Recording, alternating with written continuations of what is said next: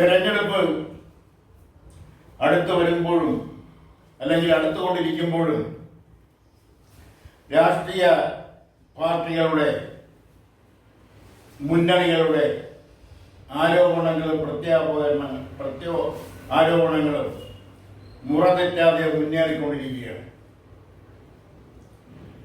ഇപ്പോഴുള്ള ഒരു പുതിയ ആരോപണം പ്രതിപക്ഷ നേതാവ് ശ്രീ വി.ഡി. സതീശൻ മുന്നോട്ട് വച്ചിരിക്കുന്നു.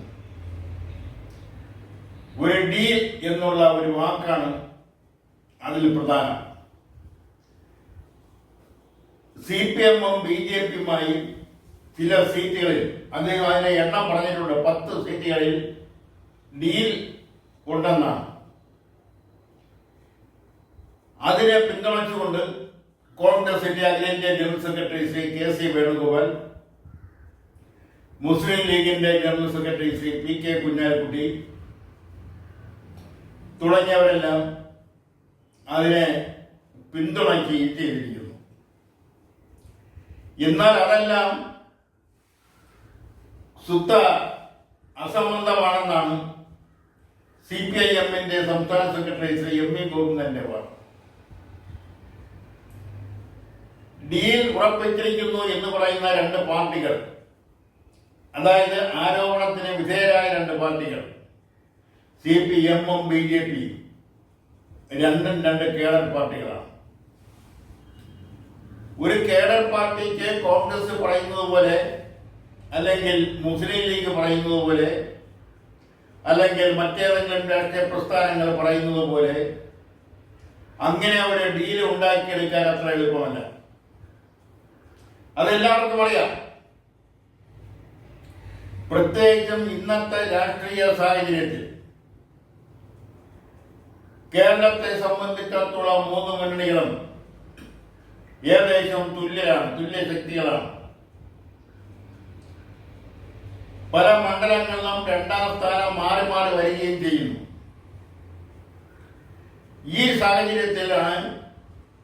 സാഹചര്യത്തിൽ പ്രത്യേകിച്ച് ഡീൽ ഉറപ്പിച്ചിരിക്കുന്നു എന്ന് പറയുന്നത് അത് അത്ര ശരിയായ ഒരു കാര്യം അല്ല എന്ന്, അത് വെറും രാഷ്ട്രീയ സ്റ്റണ്ടാണ്. തെരഞ്ഞെടുപ്പിൽ ആരോപണങ്ങൾക്ക് വേണ്ടി ആരോപണം ഉന്നയിക്കുന്നതായിരിക്കും എന്ന തിരിച്ചറിവ് കേരളത്തിലെ ജനങ്ങൾക്കൊക്കെ ഉണ്ടാവും. മുൻപൊക്കെ ആയിരുന്നുവെങ്കിൽ, അതായത് ഒരു 2 പതിറ്റാണ്ടുകൾക്ക് മുമ്പായിരുന്നുവെങ്കിൽ ചില മണ്ഡലങ്ങളിൽ അതൊക്കെ ശരിയായിരുന്നു എന്ന് വെക്കാം. മഞ്ചേശ്വരം പോലുള്ള ചില മണ്ഡലങ്ങളിൽ അതൊരു രാഷ്ട്രീയ ധാരണയുടെ ഡീലെന്ന വാക്കാൽ ഉപയോഗിക്കുന്നതുകൊണ്ട് തെറ്റില്ല. അവിടെയെല്ലാം ചില ധാരണകൾ ഉണ്ടായിട്ടുണ്ട് എന്നുള്ളത് യാദൃശ്യമല്ല. അതുപോലെ ചില പ്രാദേശിക തലത്തിൽ ചില അഡ്ജസ്റ്റ്മെന്റുകൾ ഒക്കെ നടന്നിട്ടുണ്ട്. ചെറു പാർട്ടികളിൽപ്പെട്ട സ്ഥാനാർത്ഥികളെ പിന്തിരിപ്പിക്കുന്നതിന് വേണ്ടി പണം കൊടുത്ത് ആ രാഷ്ട്രീയ പാർട്ടിയുടെ നേതാക്കൾക്ക് പണം കൊടുത്ത ചെറു പാർട്ടികളുടെ പ്രതിനിധികളെ, സ്ഥാനാർത്ഥികളെ പിൻവലിപ്പിക്കുന്ന ഒരു സമ്പ്രദായവും കേരളത്തിലുണ്ടായിരുന്നു. എന്നാൽ ഇതൊക്കെ ഇന്ന് മാറി. ഇന്ന് മുന്നണികൾ, കോൺഗ്രസ് നേതൃത്വം കൊടുക്കുന്ന ഐക്യ ജനാധിപത്യ മുന്നണിയും CPIM നേതൃത്വം കൊടുക്കുന്ന ഇടതുപക്ഷ ജനാധിപത്യ മുന്നണിയും BJP നേതൃത്വം കൊടുക്കുന്ന ദേശീയ അലയൻസും ഇന്ന് ഏകദേശം മിക്ക മണ്ഡലങ്ങളിലും തുല്യ ശക്തികളാണ്. അവർ പരമാവധി വോട്ടുകൾ തങ്ങളുടെ വോട്ട് പട്ടികയിലാക്കുന്നതിന് വേണ്ടിയുള്ള പ്രവർത്തനങ്ങൾ മാത്രമായിരിക്കും നടത്തുക. അവിടെയെല്ലാം ഡീല് ചർച്ച ചെയ്യുന്നതിനോ ഡീല് മുഖാന്തരം ധാരണ വരുത്തുന്നതിനോ തയ്യാറാവുമെന്ന് തോന്നുന്നില്ല. ആരും തയ്യാറാവുമെന്ന് തോന്നുന്നില്ല. അതുകൊണ്ടാണ് പറഞ്ഞത് അതൊക്കെ ഒരു ഇലക്ഷൻ സ്റ്റണ്ടിന്റെ, തെരഞ്ഞെടുപ്പ് സ്റ്റണ്ടിന്റെ ഭാഗമായിട്ട് മാറാനാണ് സാധ്യത. തെരഞ്ഞെടുപ്പ് തൊട്ട് മുന്നേ നിൽക്കുകയാണ്. ഇനി പ്രത്യാരോപണങ്ങൾ ശബരിമല സ്വർണ്ണ കവർച്ച, ആ ശബരിമല സ്വർണ്ണ കവർച്ച ഏകദേശം നിന്നതുപോലെയാണ്. ഒരു രാഷ്ട്രീയ പാർട്ടിക്കും അതിനെക്കുറിച്ച് ശക്തമായ ഒരു അഭിപ്രായം മുന്നോട്ട് വയ്ക്കാൻ കഴിയാത്ത സാഹചര്യം ഇന്ന് നിലവിലുണ്ട്. അതുപോലെ തന്നെ മറ്റു രാഷ്ട്രീയ സാഹചര്യങ്ങൾ എല്ലാ തെരഞ്ഞെടുപ്പിലും പ്രചരണം നടത്തുന്ന പോലുള്ള പ്രചരണങ്ങൾ, രാഷ്ട്രീയ പരാമർശങ്ങൾ, രാഷ്ട്രീയ വിമർശനങ്ങൾ, അതെല്ലാം ഈ തെരഞ്ഞെടുപ്പിൽ വളരെ കുറച്ചു മാത്രമേ നടക്കുന്നുള്ളൂ എന്നതാണ് വസ്തുത. അത് എന്തുകൊണ്ടാണ് ഇങ്ങനെ സംഭവിച്ചിരിക്കുന്നു എന്ന് ചോദിച്ചാൽ,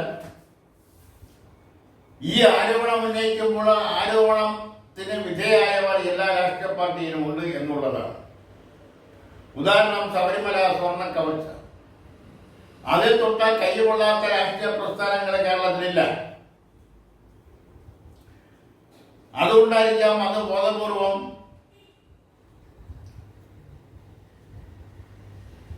മറന്നതുപോലെ അവതരിപ്പിക്കുന്നത്. തെരഞ്ഞെടുപ്പിൽ ആര് ജയിക്കും, ആര് തോക്കും, ആരായിരിക്കും അധികാരത്തിൽ വരിക എന്നുള്ളതൊക്കെ അത് വിധി വരുന്നതുവരെ, അതിന്റെ ഫലം വരുന്നതുവരെ കാത്തിരിക്കേണ്ടി വരും. കാരണം ഇടതുപക്ഷ മുന്നണിയും ഐക്യജനാധിപത്യ മുന്നണിയും ഏതാണ്ടൊക്കെ പല മണ്ഡലങ്ങളിലും ബലാബലം നിൽക്കുകയാണ്. തുല്യ ശക്തികളായി നിന്ന് യുദ്ധം ചെയ്യുകയാണ്. ആ യുദ്ധത്തിൽ, ആ തെരഞ്ഞെടുപ്പ് യുദ്ധത്തിൽ ആരാണ് വിജയം കണ്ടെത്തുക, ആരാണ് വിജയം കൊയ്ത് കയറുക എന്നുള്ളതൊക്കെ പ്രവചിക്കുക എന്നുള്ളത് അത് ശരിയായ ഒരു നിലപാടിലേക്ക് എത്താൻ ഇന്നത്തെ രാഷ്ട്രീയ സാഹചര്യത്തിൽ ബുദ്ധിമുട്ടാണ്. മുമ്പെങ്കും ഇല്ലാത്ത നിലയിൽ സംഘടിതമായ സമുദായ ശക്തികൾ, സംഘടിതമായ മതശക്തികൾ, ഇവരെല്ലാം ഈ തെരഞ്ഞെടുപ്പിൽ രാഷ്ട്രീയപരമായി രാഷ്ട്രീയ പ്രസ്ഥാനങ്ങളെ, രാഷ്ട്രീയ മുന്നണികളെ പിന്താങ്ങുന്ന, അല്ലെങ്കിൽ സഹായിക്കുന്ന, അല്ലെങ്കിൽ ദോഷം ചെയ്യുന്ന രീതിയിൽ പ്രസ്താവനകളുമായി എത്തിക്കഴിഞ്ഞു. അവരുടെ അദർശ്യമായ കരങ്ങൾ ഈ തെരഞ്ഞെടുപ്പിൽ അവരെ ഉദ്ദേശിക്കുന്ന, അവരാഗ്രഹിക്കുന്ന സ്ഥാനാർത്ഥികളെ വിജയിപ്പിക്കുന്നതിന് വേണ്ടിയുള്ള അണിയറ പ്രവർത്തനങ്ങൾ, പ്രത്യേകിച്ചും ആത്മീയ കേന്ദ്രങ്ങൾ കേന്ദ്രീകരിച്ചുള്ള അവരുടെ പ്രവർത്തനങ്ങൾ നടക്കുന്നു, ഇനിയും നടക്കാനിരിക്കുന്നു. എത്രയൊക്കെ മതേതരത്വം പറഞ്ഞാലും, മതനിരപേക്ഷത പറഞ്ഞാലും, ജാതി വിരുദ്ധത പറഞ്ഞാലും, തെരഞ്ഞെടുപ്പ് വരുമ്പോൾ ഇതെല്ലാം പത്തി പുലർത്തി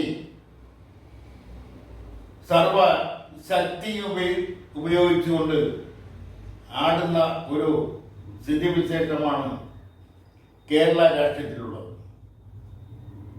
മറ്റു പല സംസ്ഥാനങ്ങളിലും ഇത് ഉണ്ട്, ഇല്ല എന്നല്ല പറയുന്നത്. പക്ഷെ കേരളത്തിൽ ഒരു വ്യത്യസ്തമായി കേരളം നിലനിന്നിരുന്നു. അതിനെല്ലാം തകിടമറിച്ചുകൊണ്ടാണ് ഇന്ന് കേരളം മുന്നോട്ട് പോയിക്കൊണ്ടിരിക്കുന്നത്. കേരളത്തിൽ എല്ലാവർക്കും രാഷ്ട്രീയമുണ്ട്. ഇവിടെ രാഷ്ട്രീയമില്ല എന്ന് പറയുന്നത് ശരിയല്ല. എനിക്ക് രാഷ്ട്രീയമില്ല എന്ന് ഞാൻ പറഞ്ഞാൽ അത് ആ പറയുന്ന ആളിന്റെ മനസ്സാക്ഷിയോട് ചെയ്യുന്ന ഒരു തെറ്റായി. എല്ലാവർക്കും രാഷ്ട്രീയം അറിയാം. ആ രാഷ്ട്രീയത്തിന് വ്യത്യസ്തമായി അവർ സമ്മതിദാനാവകാശം രേഖപ്പെടുത്തുന്നുണ്ടെങ്കിൽ അത് അവരുടെ ചില സ്വാർത്ഥ താല്പര്യങ്ങൾക്ക് വേണ്ടി അവരെ ആഗ്രഹിക്കുന്നവർ അധികാരത്തിൽ വന്നു കഴിഞ്ഞാൽ തങ്ങളുടെ ചില താല്പര്യങ്ങൾ സംരക്ഷിക്കപ്പെടും, അല്ലെങ്കിൽ മറ്റു ചിലർ അധികാരത്തിൽ വന്നാൽ തങ്ങളുടെ ചില താല്പര്യങ്ങൾ ഹനിക്കപ്പെടും എന്ന തിരിച്ചറിവ് കൊണ്ടാണ് ജാതി മതശക്തികൾ, അതിൻ്റെ നേതാക്കന്മാര് ഈ തെരഞ്ഞെടുപ്പ് വേളയിൽ രഹസ്യമായും പരസ്യമായും രംഗത്ത് വന്നുകൊണ്ടിരിക്കുന്നു. അതിനെ ചെറുക്കാൻ അല്ലെങ്കിൽ അതിനെതിരെ ശബ്ദിക്കാൻ ഒരു രാഷ്ട്രീയ പ്രസ്ഥാനങ്ങൾക്കും കഴിയുന്നില്ല എന്നുള്ളതാണ് മറ്റൊരു വസ്തുത. കഴിഞ്ഞ ദിവസം ഈ BJP-യുടെ ഒരു സ്ഥാനാർത്ഥി, ഗുരുവായൂർ മത്സരിക്കുന്ന ഒരു സ്ഥാനാർത്ഥി, അദ്ദേഹത്തിന്റെ പ്രസംഗത്തിൽ പറഞ്ഞ കാര്യങ്ങൾ, ഇതിനു മുമ്പ് ചില ന്യൂനപക്ഷ സമുദായത്തിന്റെ നേതാക്കന്മാർ പറഞ്ഞ കാര്യങ്ങൾ, ആ ന്യൂനപക്ഷ നേതാക്കൾ പറഞ്ഞപ്പോഴുണ്ടാകാതിരുന്ന വിവാദങ്ങൾ, അത് ഇപ്പോൾ ഒരു BJP-യുടെ സ്ഥാനാർത്ഥി പറഞ്ഞപ്പോൾ ഉണ്ടായിക്കൊണ്ടിരിക്കുന്ന വിവാദങ്ങൾ, ഇവിടെയെല്ലാം പച്ചയായ രാഷ്ട്രീയ താല്പര്യങ്ങൾ, അധികാരത്തിന്റെ കസേരയെ നോക്കിക്കൊണ്ടുള്ള ആ സ്ഥാനത്ത് എത്തുന്നതിനും ആ സ്ഥാനം ഉറപ്പിക്കുന്നതിനും ആ സ്ഥാനം സംരക്ഷിക്കുന്നതിനും വേണ്ടിയുള്ള പ്രവൃത്തിയുടെ ഭാഗമാണെന്ന് മാത്രം പറഞ്ഞുകൊണ്ട് ഇന്നത്തെ പത്രാധിപരുടെ